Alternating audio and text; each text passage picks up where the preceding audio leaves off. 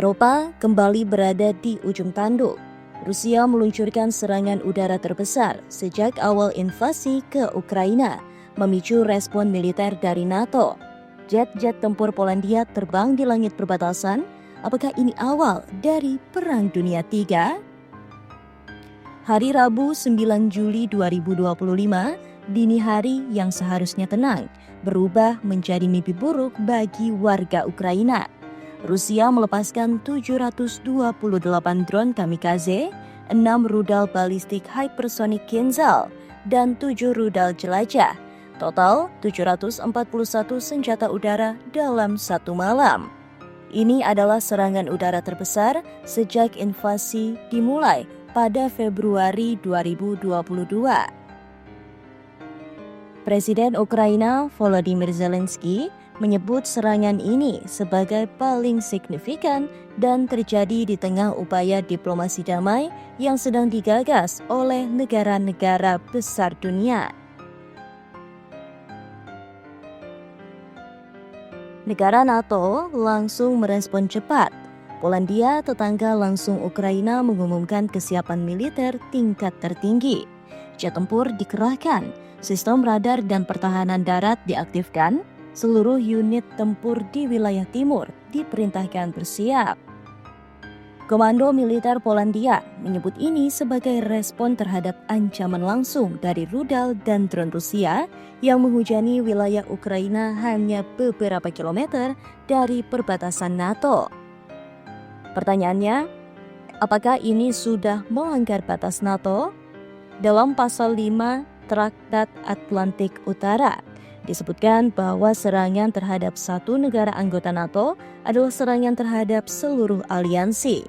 Namun hingga kini, meskipun beberapa drone dan serpihan rudal dilaporkan melintasi atau mendekati wilayah NATO, insiden ini belum secara resmi dikategorikan sebagai serangan langsung.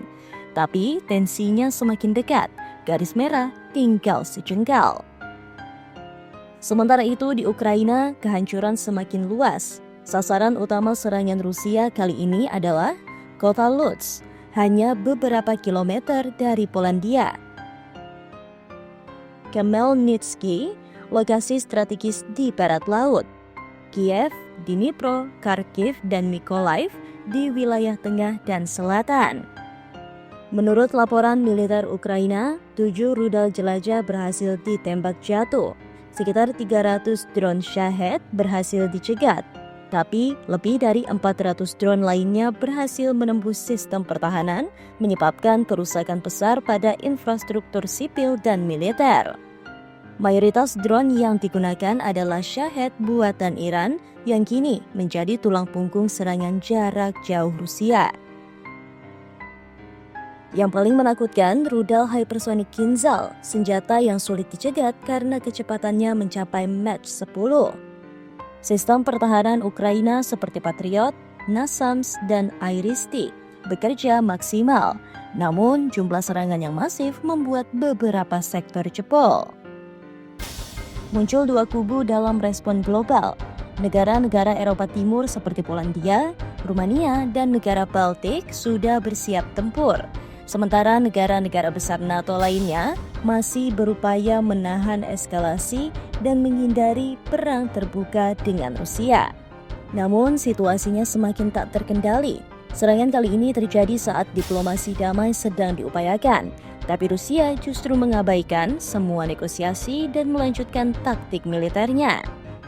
Untuk saat ini, NATO belum mengambil langkah serangan balik. Namun, bila ada satu rudal atau drone Rusia menyebabkan korban jiwa di wilayah NATO, tanggapan bisa berubah dalam hitungan jam. Pasal 5 akan memaksa seluruh anggota, termasuk Amerika Serikat, untuk turun tangan. Itu artinya skala konflik bisa meningkat menjadi perang global. Serangan terbesar Rusia bukan hanya ditujukan ke Ukraina, tapi menguji batas NATO.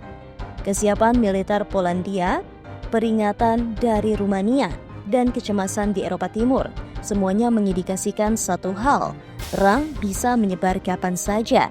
Dunia kini menanti, apakah Putin akan mundur atau ini semua hanya awal dari konflik yang lebih besar di luar Ukraina.